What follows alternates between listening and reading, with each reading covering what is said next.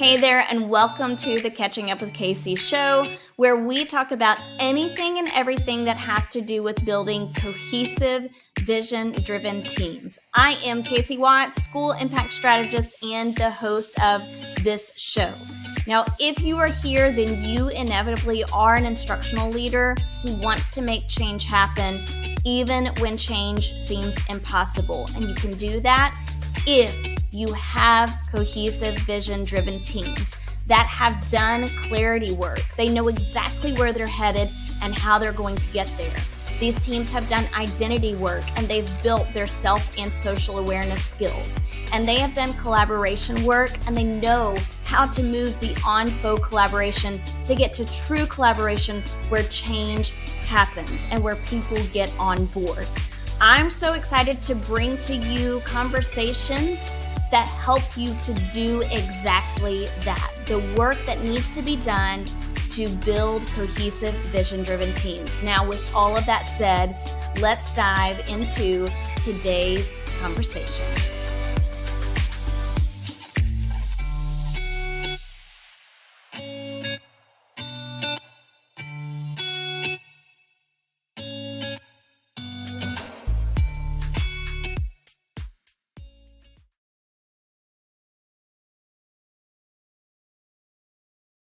Hey everybody, sorry, I don't even know. I was just kind of like in my own world. I started the video and I was like, hey everybody, and I wasn't even on screen. But hey everybody, and welcome to this episode of the Catching Up with Casey show. Tonight's going to be a fun conversation. I think you're going to be super interested in it. We're talking about Enneagram for PLCs with Carrie Rosebrock. Carrie, welcome to the show. Hi, Casey. It's so nice to be back and to be with you tonight. It's going to be a great time. Yeah. So we're going to start. I want you to tell a little bit about who you are, what you do, where you're from, all the things. Okay. The nutshell, let's see. So I started as a middle school language arts teacher and was in one district for my whole ed experience. And when I was there, I like to say kind of like was there at the right place at the right time. We kind of transformed our approach to PLCs in our district. So I got to learn a lot being a PLC teacher leader, going through that district alignment work. And then I became a curriculum administrator in that district and served in that role for 5 years. I was really kind of responsible for making sure all of the secondary ELA teams had a clear vision, had alignment. You talk about having, real collaboration, not that faux collaboration. And my role was to support all the ELA teachers in that. So I got to learn a lot about myself as a collaborator, reflecting back, and then also like, what does it take to coach teams and individuals to figure themselves out and figure out how do they work with each other to have like an impactful team. When I was in that district, we had a lot of schools that would come and say, what is it that you all did? Like, what you're all doing is working. Like, what's the secret? And we say, there is no secret. And we would take them through all the steps and we try to take them through the process and protocol, which was really a lot of the leadership things that we read about. We just put it into action in our district. So we kind of joked like, well, if we ever write the book, we should just write a book, because if we write a book, then it's going to save us. They're not going to have to come visit. It's going to save them time. It's more efficient. We're very efficient driven in this district. And so my colleague, Sarah Henry, and I wrote this book called Arrows, a systems-based approach to school leadership. And it's really our, it's almost like a memoir, if you will, of our district and what we did over about a 10-year period that just created true collaboration, and it yielded amazing results. It still does yield results for our students who go through that district. So after the book came out, then I became an independent consultant on my own. That wasn't necessarily like the goal. It's just what was needed, because here we have this text that describes it, but people really like relationships, and they want to have a person that can kind of walk beside them through things. And so for about the past 5 years, I have been an independent consultant working with districts in either developing PLC processes or refining and reflecting those processes. And so much of the coaching that I do is around coaching administrators essentially in how to coach their teams. Because we don't all just naturally know how to collaborate. I do not naturally collaborate the easiest. It takes work. But all of us need to do it, and all of us can do it. So that's a little bit about me now. I love it. So tonight we're talking about Enneagrams for PLCs. Now you've been doing work with PLCs for a good bit of time, and you feel really confident in that work. So what got you started thinking about Enneagrams and how that relates to PLCs? And before we started this, like you said, you've been studying like Enneagram for a good bit of time now on your own. So just talk about that story and that transition from thinking about it personally to thinking about it for PLCs. Professionally. I think that I've always been drawn to trying to understand people better and trying to understand the interplay between people. And this is kind of I didn't share this before we started, but I've been doing a lot of thinking and like, introspection. I'm like, why do I, this is going to say, why do I care about teams so much? Like, why is this such a passion for me? Why do I keep trying to understand? Why do I get so excited when I feel like I've realized, there's like scientific principles out there and like laws that are like true of the universe. And I almost feel like they're like team truths, like team laws that are true in teams. And every time I kind of discover one, I get excited. But I'm like, why? And I think some of it, and this actually can tie into the Enneagram, I think some of it comes from the fact that when I was little, we grew up in the middle of the country and I didn't have neighbors to go play with. So I had to play on my own a lot. I was independent a lot. And I became very comfortable in that and taking the lead on my own and like figuring it out by myself and having fun, around the farm. At school, I always felt like I had friends, but I never quite felt like I was like in the group. If I was in the group, I was more than likely being looked at to lead the group, which classmates liked until, they don't like it anymore. Right. And so when I think about like what drives me to better understand teams and why have I really loved learning about the Enneagram, I think there is a part of me that loves teaching people about teams because I just love continuing to learn about it, because I feel like it's not something that just ever came easy to me. Yeah. So I don't know if it's like a constant seeking, and I get excited about being able to help make other people feel not alone. Like if being a part of a team, in a collaborative setting isn't something that comes easy to you, I really don't want people to feel alone in that. Like you can be a more autonomous, independent person and still be a good team player and figure this out. And I'm like, I do this. This is what I do. But for the Enneagram, I think I started reading about it maybe 3 or 4 years ago when I became a consultant and I had some more flexibility in my schedule. That afforded me the time to really understand myself even more. There are responsibilities you have as a consultant, but you get to set your own schedule. If I have several meetings throughout the day and then I'm going to go for a walk in the afternoon, I have the time to do that. I couldn't do that when I was in my district, right?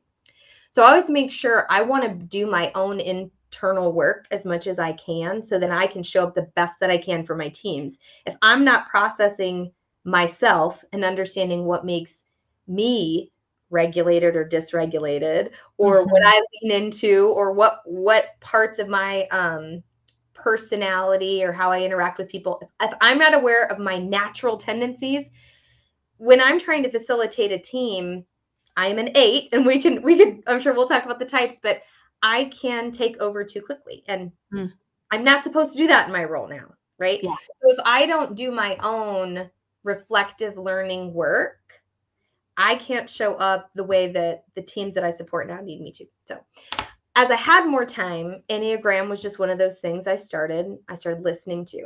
I heard a podcast on it. Sometime when I was driving 2.5 hours home from school, I heard a podcast on it. And I was like, what is this? And it was really fascinating to me. and I'll tell you the thing that sticks out to me that's different about the Enneagram from a lot of other personality typing, quizzes and systems and things that we take, which I like them all. Mm-hmm. The thing that stuck out to me about the Enneagram is that it's really the only person who can really kind of type themselves is you. Right. It really requires a lot of, I would say, reading and studying on it. I heard the podcast and I was like, well, I got to read this person's book. And then I was like, well, I got to read another book. And then I read a couple books. I'm like, well, this is a little too far in there for. But I had to read several texts to kind of really figure out what is my core motivation in my actions, whether I know it sometimes or not, which is kind of really what the Enneagram centers on. Something in our childhood. It doesn't have to be this big dramatic thing. It can be compilations of things, but something from when we were younger and in our childhood kind of in each of us made us not feel as whole anymore, made us feel like maybe something was off or missing or wrong, or there's different descriptions. And whether we knew what it was or not, that thing has kind of been a triggering motivator for how we react internally or externally. Some of the reactions that we have are all internal. Some of their reactions and are very clear to other people. As an 8, like if I react, you usually know. But there are other numbers on the Enneagram that people are having a lot of internal reactions and nobody else would know. But I just was so struck by this idea that we all had these energies inside of us. They were an inner motivation that we didn't necessarily cause or ask for, but it was there.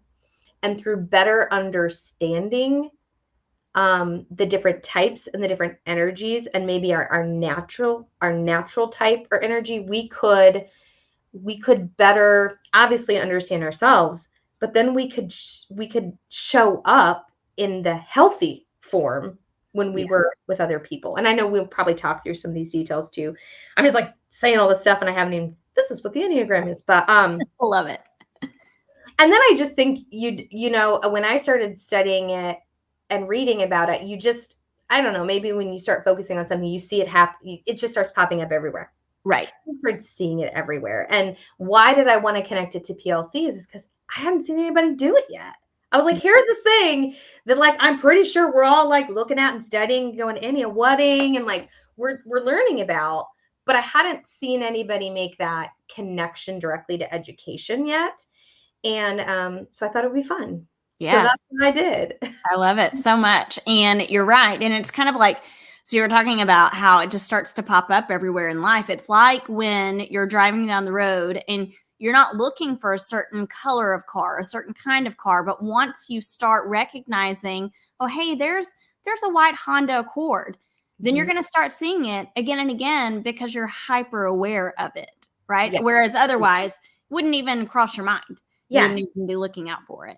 Absolutely. Yeah. Absolutely. Yeah. So let's talk about then, for the people who are joining us who don't really know what this Enneagram thing is all about, can you give us a quick rundown? And I want to just say to our audience too, if you're here live with us, I'd love to see you in the comments, letting us know what your Enneagram type is. I know what mine is, and I just want to dive into it just a little bit tonight. So I know we're going to get there, but give us like a crash course. Okay. And I was telling Casey, before we came on live, the Enneagram, I feel like I will be a forever student of this, and people that have been really teaching on this for a while. Like I think of Suzanne Stabile. I've heard some of her work. I've read several of her books, and she's amazing. And I think just lays it out really, really well. But she would even say you're constantly a student of this, because it's really we're learning each other and terms we can use to understand each other's motivation. So here's how I kind of frame my understanding of the Enneagram. It's an ancient, I guess I would say personality typing, but personality feels too light still. But I think we're comfortable with that kind of phrasing. An ancient personality motivation typing system. There are 9 types in the Enneagram. It goes from 1 to 9. Each type has a different it definitely has a different motivation. Each type, when they're healthy, leans into certain attributes, and when they're not healthy, leans into different attributes. People will talk about the types like I'm a type 3 with a wing 1 or a wing 2, and I understand that, and I am not at all at a place where I could be like, and this would make you this wing. But there are so many good resources out there that this is why I really recommend reading some different texts around it, because almost all the resources they'll give you a synopsis of a general type for your number, and then it will kind of break down into, here are some sub behaviors, and here's kind of a tributary off of the main river that tells you more. And so it's really a way. And another way that I think about it is it's the way different energies in us motivate us. So it's a different way that I've heard you can lean into any of the 9 types at any point. I'm an 8, which we can, do the numbers if we need to. 8s are not naturally calm and peacekeepers. If you were to think of a number on the Enneagram that would be a phenomenal facilitator, you wouldn't normally think 8. That you'd think 9 usually. What's interesting is when I'm in a lot of situations now, like the job I really need to play is that calm, cool peacekeeper. I need to be a facilitator. I need to push where I need to push, but I also need to keep people comfortable. And so I can lean into the energies of other numbers or other energy sources in there, even though it's not my kind of default setting. And I think that's really interesting too. You are, one thing about the Enneagram is, I've said I'm an 8. In 10 years, I won't be a different number. I'm not going to suddenly be a 2. It may take some people 10 years to really figure out what they are. Mm-hmm. And nobody is allowed to type anyone else. So I will say this, if at all in my conversation, I say my husband's a this or my daughter's a this, they've typed themselves. As an 8, I try to type other people just because I can't help myself, but I know I'm not supposed to. I do it too. Yeah, it's fine. You're not alone. Yeah.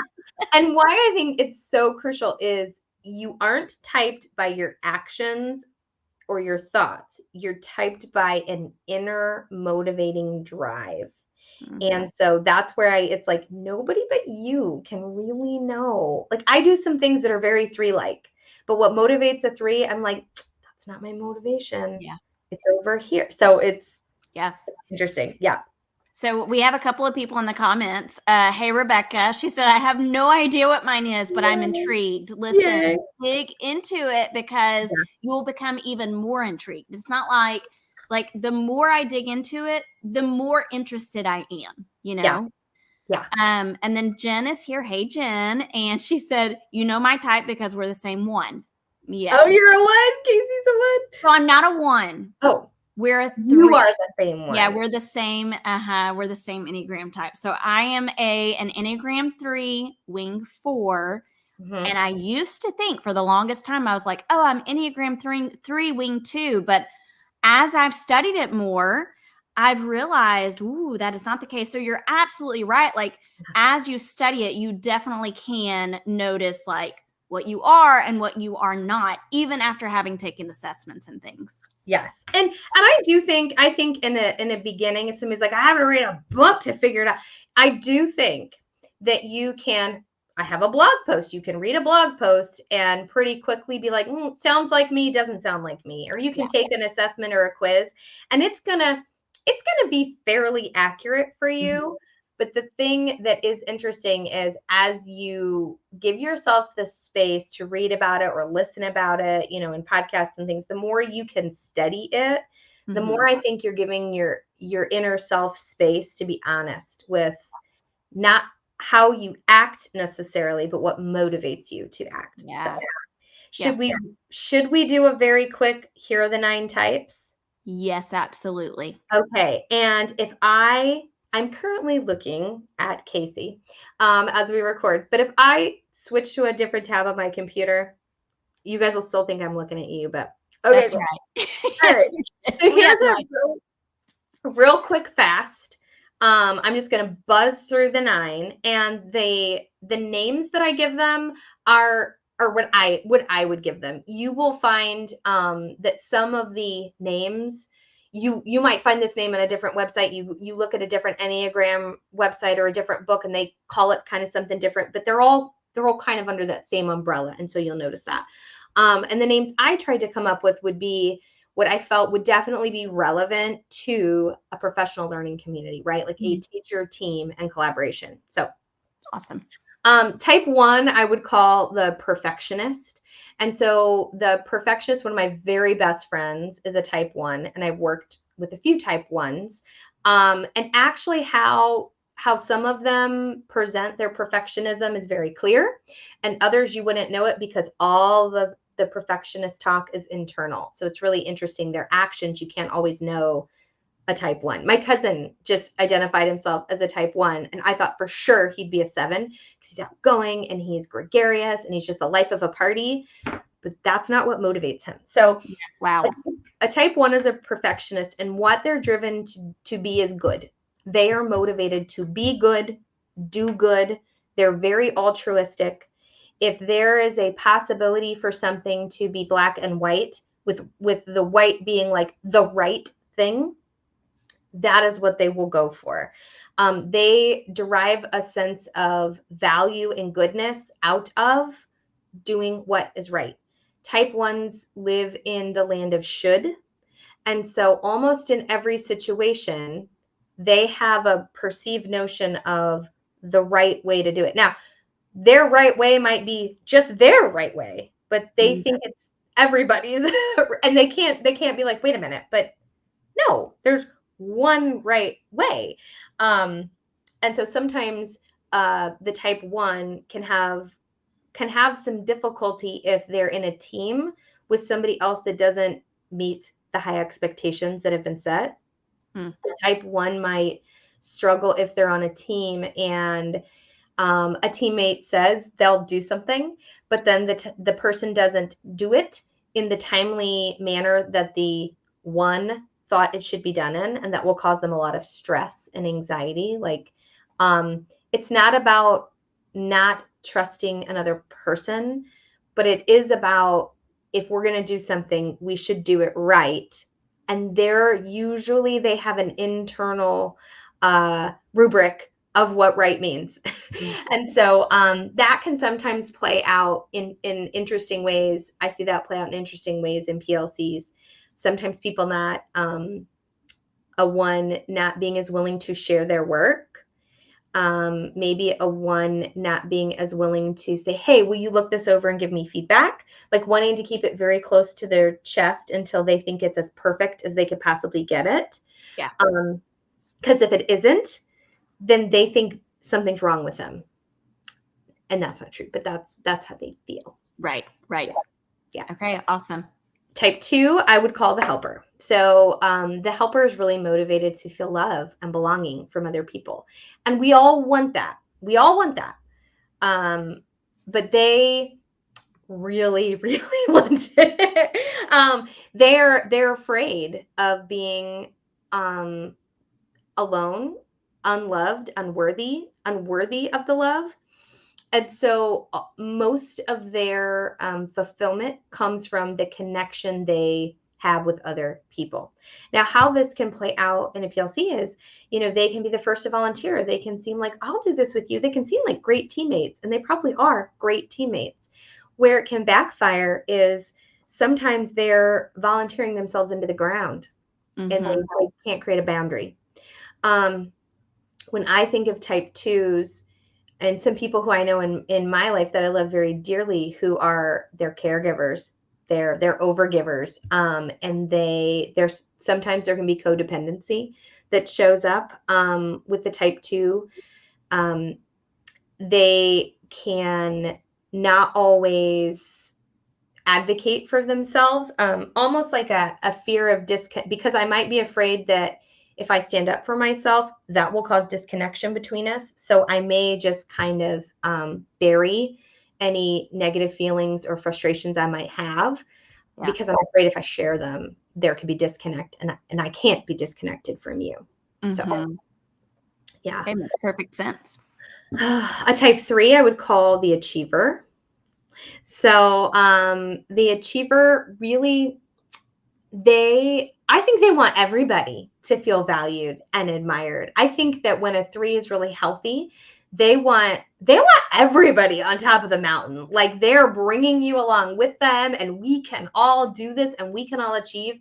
And I think that a lot of really dynamic and influential leaders are type 3s. They want to know that they bring value, and they like knowing that people can kind of like look up to them and admire them.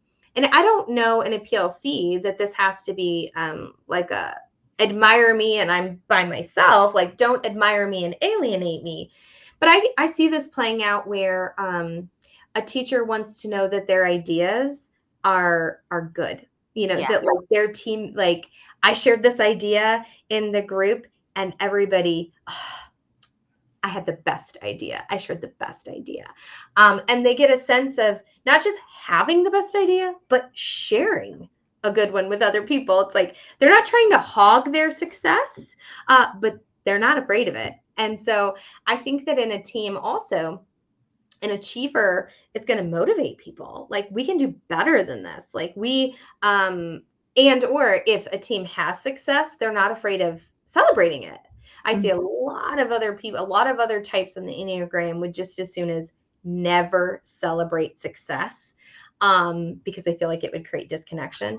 But I think a 3 is very much going to be the one being like, everybody pause and let's pat ourselves on the back because we're freaking amazing. Yeah. And they know they're amazing too, but like they want everybody to feel that.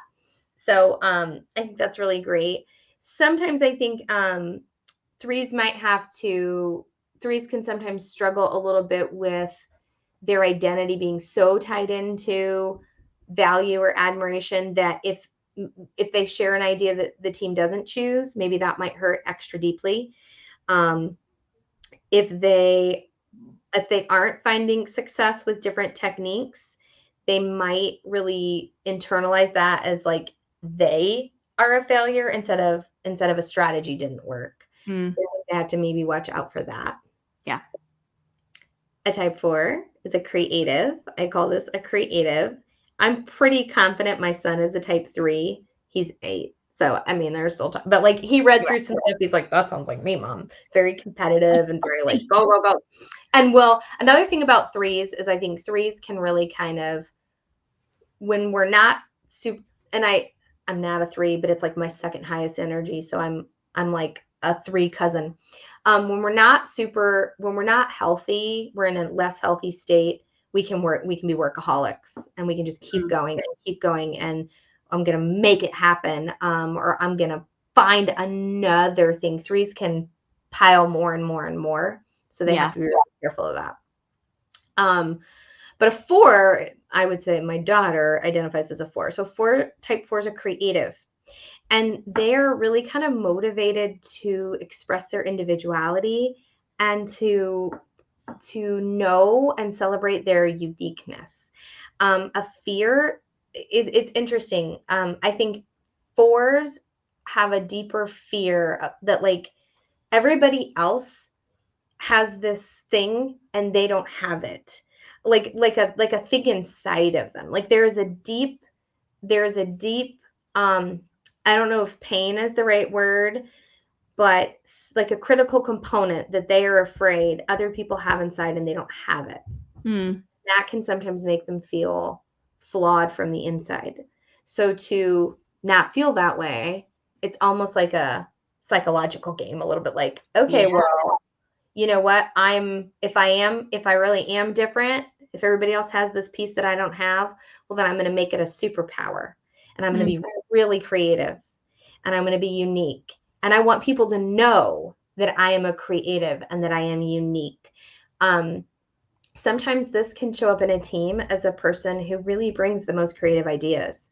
This can also, there are some 4s that I'm really close with in my life, and they are also deeply feeling people. And they might, there's a situation that I would think is like, okay. It's good. Like we go to a concert and the song plays and I really enjoyed the song and I liked it and I was singing along. But my 4 friend will be like, wasn't that the most like universally impactful thing you've ever felt in your entire life? Yeah. And it needs, not everything in their lives have to have this extra weighted meaning and purpose and like unique magic to it, but a lot of things, and they'll find it. And so that's really kind of great. I think they see the wonder still in situations, in kids, in humans, Mhm.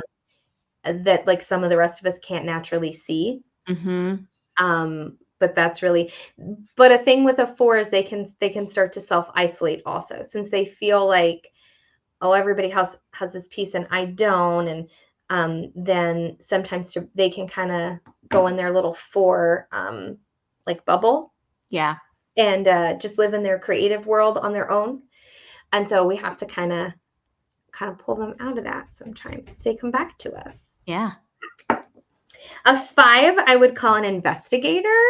And I had a friend when I first started, after I had the first blog post about PLCs and the Enneagram, and I posted that, and then on Instagram, I think I had done a reel on type 1s.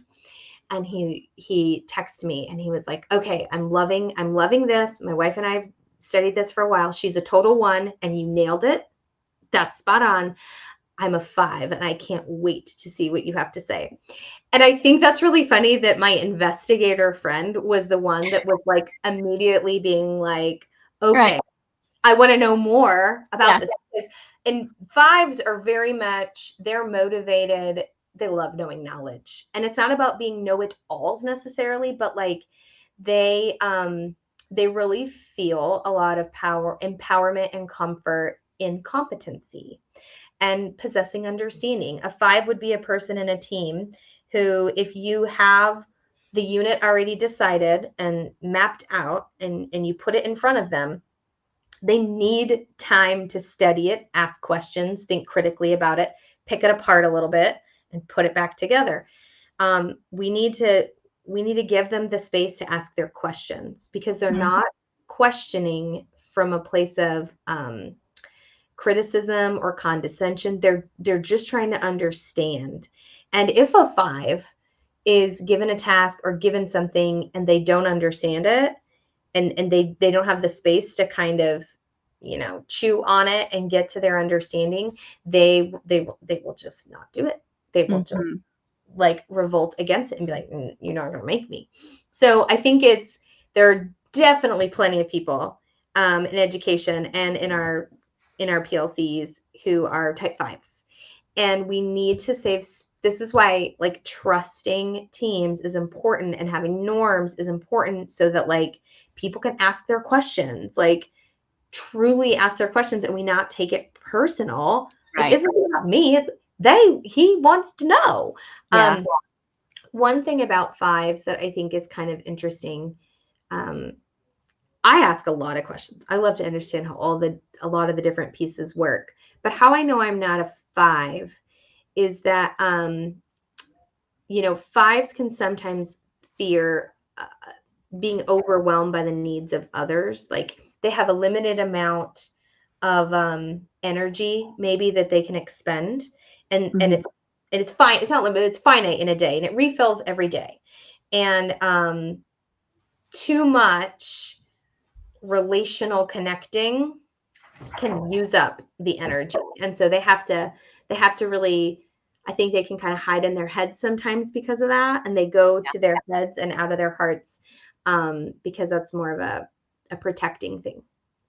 So just a protecting, and type 6 is a protector. So another one of my good friends, he's a former educator, is a type 6, and the protector is really motivated by safety and security.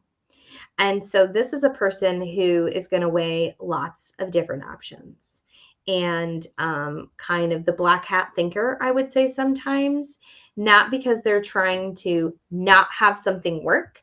They just want to go through 10 scenarios thoroughly before landing on the one that will do the least amount of harm and will protect the most people possible.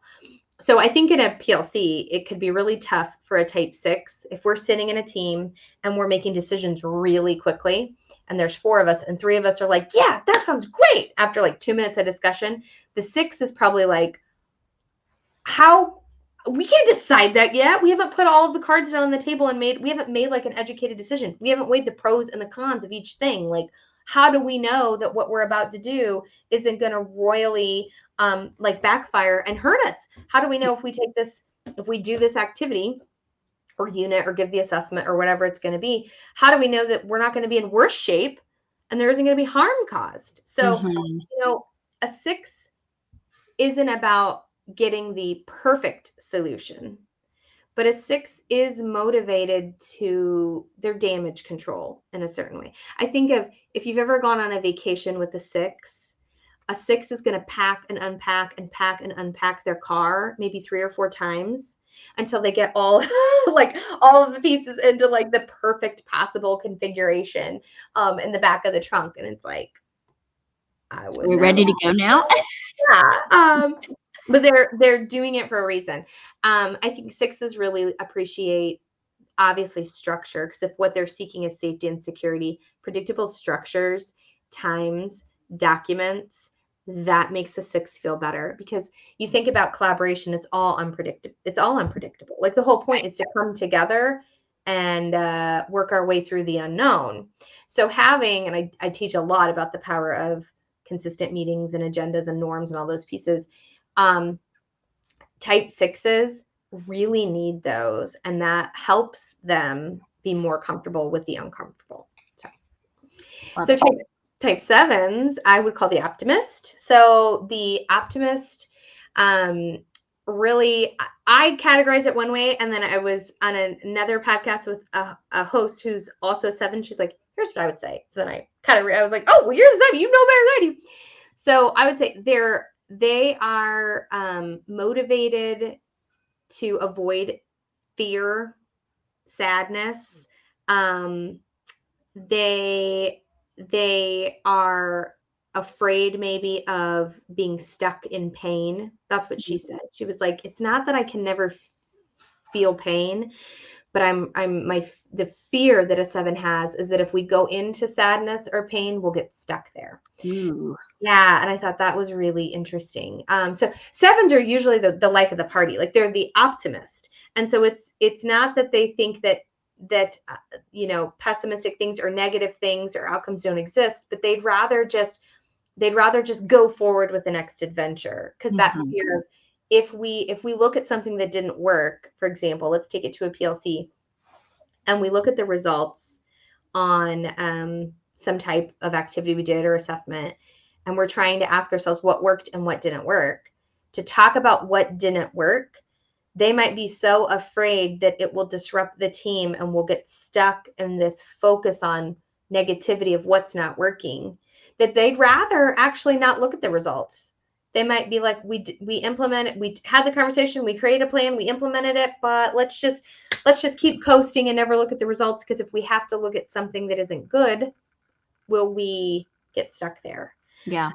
I think that type 7s in a PLC are going to be kind of similar to 4s, that I could see them having a lot of creative ideas, not being afraid to take risks. This is a real big strength of a 7, but the downside of that is they might get bored easily. So if you're trying to move as a unit and you've got a 7 on your team, your 7, if they're doing an activity they've done, for the past 2 years or ever done before, they might be like, I don't really want to do that same thing again, even if it works, even if it's really effective. So we got to watch out for those 7s becoming kind of like going rogue. Yeah. It's not that they don't care about the team. They're just like, I need a new adventure. And so you go, not the new adventures are bad, but we got to watch if they go rogue in a direction that's not as great. Yeah. That's good. So type 8s are usually almost always called the challenger. Like some of these other names, I'm like, I'm calling it this. A type 8 is usually called a challenger. Here's what I think is really interesting about the challenger. You will hear that type 8s get described as very much leaders in a team. If they aren't the one appointed to lead, they are still leading. It is really hard for an 8 to not have some type of leading energy. And it really, I think, often does feel energetic. In reading about it enough, I'm like, yes, I can admit that I feel and sense what the books describe. But an 8 can have a strong personality, not necessarily mean or negative, but just like an energy. And sometimes, even without saying words, that energy is felt by other people, and other people kind of don't know what to do with it, or are like, I'm intimidated. And as an 8, you're like, what is intimidating about me? Just there's an energy. I don't know how to describe it. When 8s are healthy, they are very much motivated by seeking a sense of justice. When 8s are not so healthy, it is more of a sense of control. So they're going to lead often in most situations that they're in some capacity, whether they're named or not. They're somehow leading, and their energy is impacting the team. And you see a lot that it's described that 8s are really kind of afraid of being vulnerable. And we know that a lot of times when people are afraid of vulnerability, they're then trying to control things. They're trying to make the decisions or set the path and all that. What I think is so interesting and what I appreciate as an 8 is that justice piece. And that really rings for me because, you know, I work with a lot of teams and have to help them set direction. And I'm very passionate about the fact that it is true collaboration in education that is the thing that is going to make us, that's the only way through. And it's not because I'm trying to be right. And it's not because I want a thing that I can keep my claws in and I can control. I'm motivated by that because I think it is an equalizer. I think it's a justice creator for kids. Everybody should have access to high quality instructional materials, fantastic teachers that work together and reflect. All of our students should have access to teachers who get to collaborate. And all educators should have a team that they get to collaborate with. So it works. And what motivates me as an 8 to teach people about it, it's not the being right. It's not the connecting with people. It's not the success. It's not that I get to be creative. I get to do all those things. But I'm really motivated by the idea that, like, this is about creating a system of justice for people. And like keeping power in teachers' hands, keeping it there. So I think that's an interesting thing about 8s because we are strong, but you get an 8 going in a healthy 8 going in a certain direction for something they're seeking justice for, and like world changers. Yeah, no stopping them. No, and sometimes to our own detriment. Okay, and then there's 9s, and I'm married to a 9, so this is good for me. 9s are peacekeepers. And so a peacekeeper is motivated by wanting to keep peace and harmony. They are the ones in a team who are going to really try hard to make sure everybody's voice is heard. They will put aside their own opinions to they're great facilitators to say, so here's what I heard you say, or I can totally see how you felt this way. I think 9s are naturally empathetic in teams and groups, sometimes to their own detriment. They can be afraid that if they really tell other people how they feel or what they need, that they will be too needy and then they will alienate themselves. So 9s keep peace and keep connection, often by kind of going with the flow with everybody else. You know, and a 9 is, I don't care whatever you guys want to do. I'm good with it if you're good with it. And usually like 90% of the time, a 9 really is okay with the decision until they're not.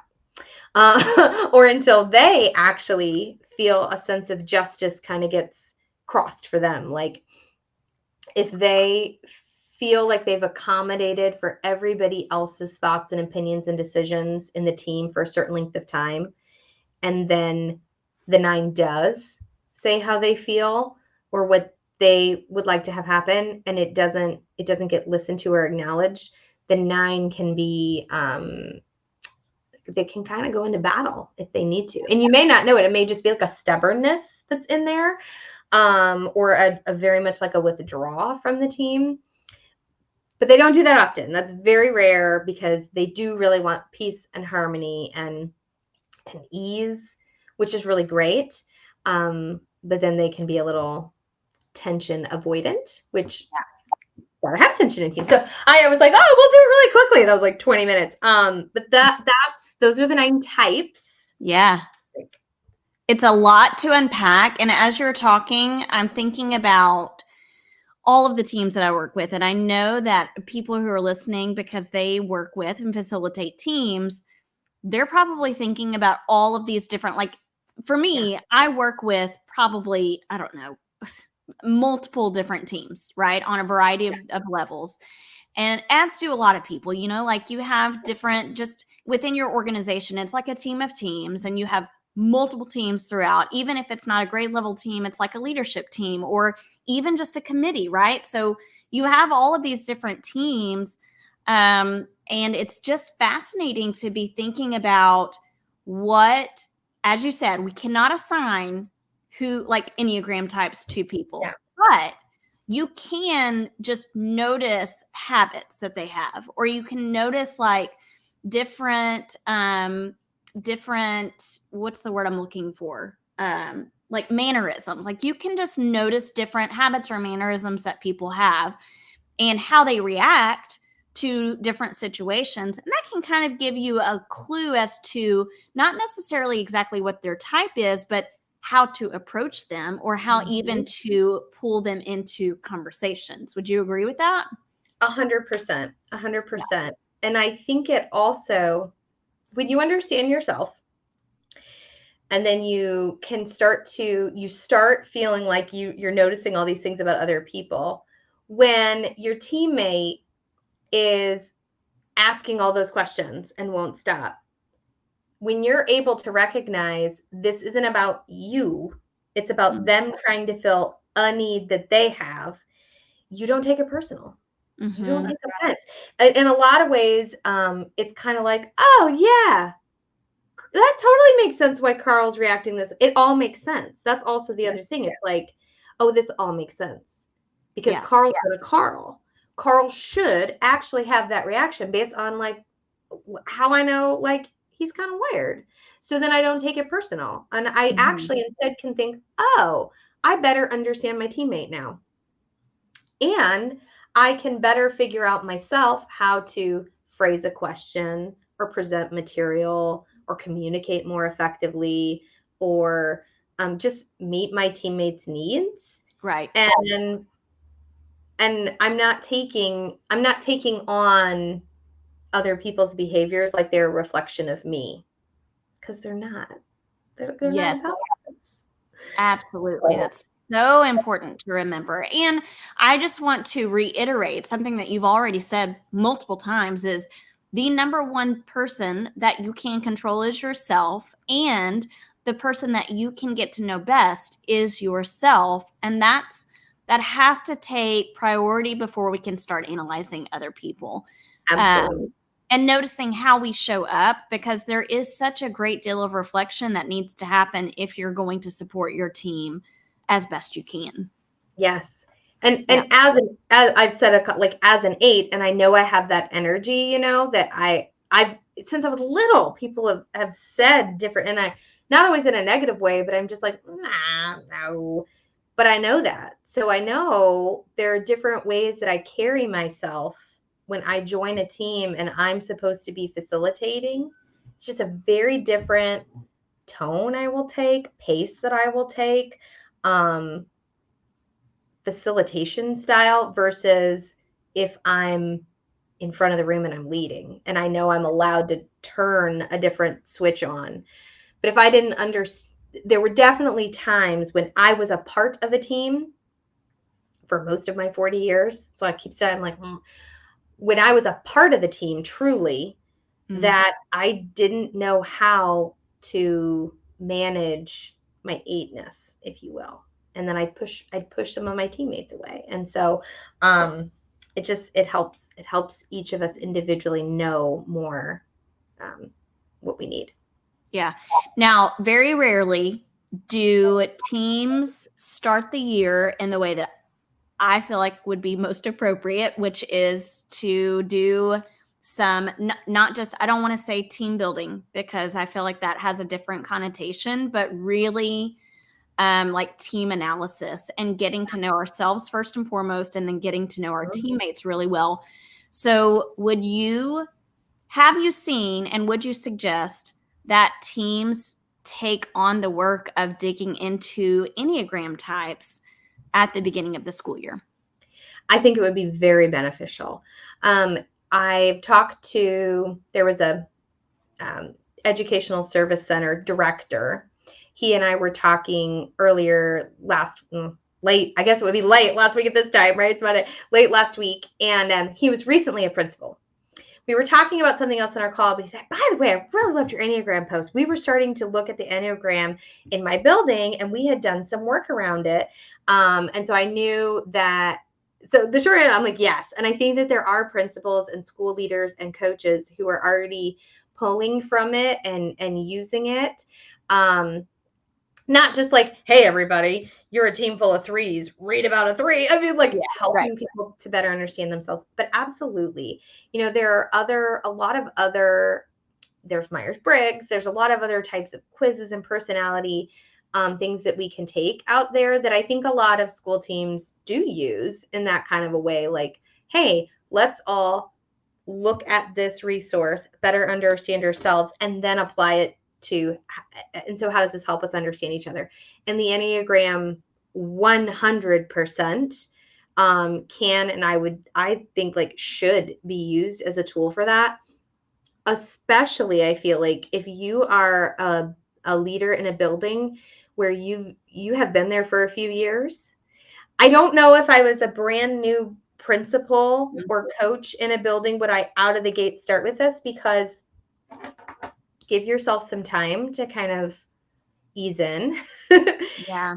But when you're ready to go deeper and you have the trust with your teachers and your teams that you can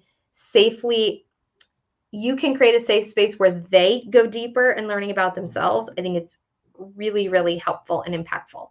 Mm-hmm. And it gives people like a common language, like a third point language to talk about themselves without shame around whatever their maybe unhealthy tendency might be, because we all have an unhealthy one. So right. Yeah, I can say personally for me, having done this work, I am confident talking to people about like just the work that I do. I can say, hey, you know what? I am very much a 3. And I know that when I'm in stress, I can go to the habits of or tendencies of a 9. And here's what that looks like. So just FYI, that's where I am right now because I'm under stress. So, and I feel no shame in doing that. It actually gives me quite a bit of relief and confidence to be able to say that. And to be able to know who I can lean into, who has other tendencies that I don't really have, but I need at this time. Yes, absolutely. Absolutely. 100% agree. Yeah. Okay. So as we wrap up this conversation, I want you to share like, number one, biggest takeaway that you feel like our audience needs to gain from this conversation. And then number 2, be ready to share like where they can find more information about this, because you're putting out lots of stuff right now about Enneagram and PLCs. So I know.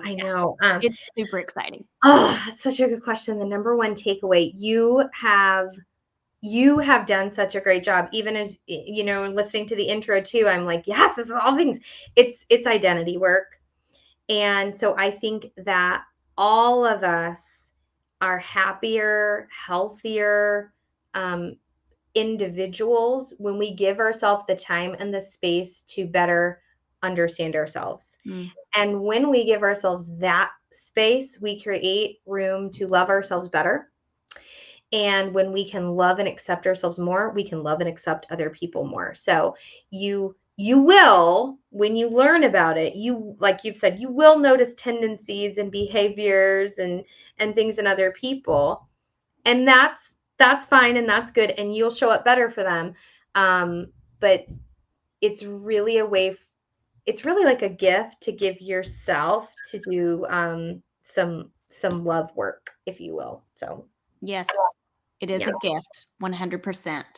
Yeah. So tell everybody Okay. where they can find all of this information. Yes. So if you go to my website, it's carrierosebrock.com. So if you're watching live, you're watching as recording, you can see my name on the screen, but CarrieRosebrock.com, and then just visit the blog. And so I'm trying to put out the individual. So I have like a general, like, here's the Enneagram and all of PLCs. And then I'm making subsequent posts on each of the types because, and I would assume there's probably going to end up being more because you just keep, well, I think I'm this. Well, let me read about it a little more. I don't know if I'm that yet. And so you can find most things on the blog. And then if you want to follow me or find me on any other social media, it's just at Carrie Rosebrock. Love it. Okay. Well, thank you so much for joining this episode. And guys, if you just check the show notes and you will see that information in the show notes, like if you're on Spotify or iTunes podcasts. And if you're on YouTube or LinkedIn, just leave a comment if you want me to leave you a link directly to Carrie's materials. You're going to want to go to her website regardless, because not only does she have things all about Enneagram and PLC as a combination, but she talks so much about how to implement effective PLCs on your campus and across the whole district. So definitely check her out. Yeah. Thank you so much, Casey. Yeah. All right, guys. We'll talk to you later. Bye. Bye. Hey there. Thanks for joining this episode. I would love for you to do me 3 solid favors before you head out. Number 1, subscribe to this show. I've got a lot of great guests and content coming up, and I don't want you to miss any of it. Number 2, share this show. Share it with your like-minded colleagues and friends and those leaders who are eager to build cohesive, vision-driven teams. And finally, connect with me on all the social media platforms. You can find me at Catch Up with Casey on Instagram, YouTube, and LinkedIn. Until next time, go off and create teams that leave people feeling inspired, empowered, and eager for more each day.